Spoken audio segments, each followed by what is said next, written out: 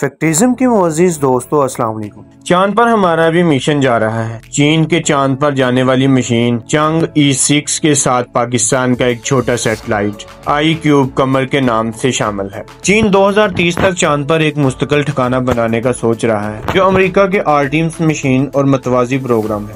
Machine کی launch کی تاریخ 3 مئی ہے۔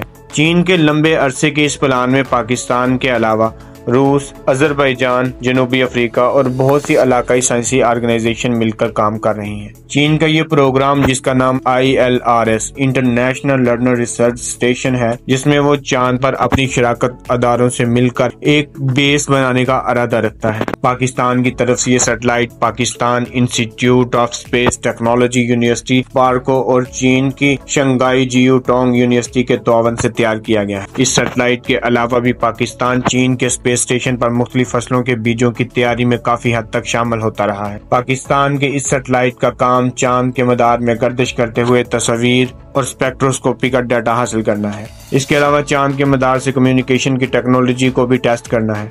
اس سیٹلائٹ کا چین کے مشن سے الگ ہو کر چاند کے مدار میں ہی جانا ایک بڑی کامیابی ہوگی۔ پھر اس پر لگے انسٹرومنٹس کا ٹھیک سے کام کرنا اور اس کا ڈیٹا بھیجنا، ایک ایک چیز اس مشین میں ایک سگنل میل ہوگا۔ پاکستان کا یہ مشن امید کی ایک کرن ہے، جو نہ صرف بین الاقوامی سطح پر پاکستان کے لیے خوش آئندہ ہے، بلکہ قومی سطح پر جامعات کے لیے بہت کچھ سیکھنے کا ذریعہ بنے گا۔ چین کا یہ مشن چاند کے جنوبی قطب کے قریب ایک علاقہ ساؤتھ پول کیٹن بیسن میں اترے گا، وہاں سے سیمپل اکٹھا کر کے واپس زمین پر لائے گا۔ یہ بیس بہت بڑا ہے، تقریباً 2500 کلومیٹر قطر کا، اور یہ چاند کی دوسری سائڈ کا 25% گھیرتا ہے۔ یہ بیس بہت پرانا اور چاند کی تاریخ کے بارے میں کافی معلومات فراہم کرے گا۔ امید ہے اور دعا ہے کہ پاکستان کا یہ مشن کامیاب رہے اور ہمیں ایسے ہی سائنس اور ٹیکنالوجی کے میدان میں ترقی ملتی رہے۔ امید کرتا ہوں آپ کو آج کی ہماری یہ چھوٹی سی ویڈیو پسند آئی ہوگی۔ ویڈیو پسند آنے کی صورت میں ہماری ویڈیو کو لائک کریں، ہمارے چینل کو سبسکرائب کریں،